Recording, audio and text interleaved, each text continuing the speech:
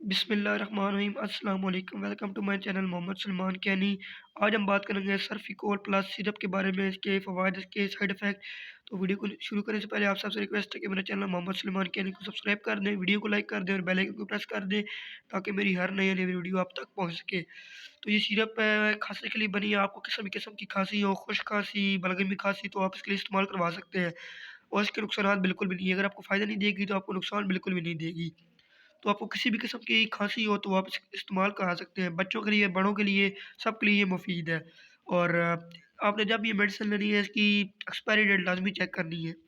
और जहाँ तक इसकी प्राइस की बात करें, इसकी प्राइस है 75 मतलब ₹75। ये आपको हर मेडिकल स्टोर से ईज़िली मिल जाएगी और बहुत ही अच्छी और मुफ़ीद जो है ये सिरप है, ठीक है? आप इसको इस्तेमाल करें, इंशाल्लाह आपको 1 या 2 दिन में आराम आ जाएगा।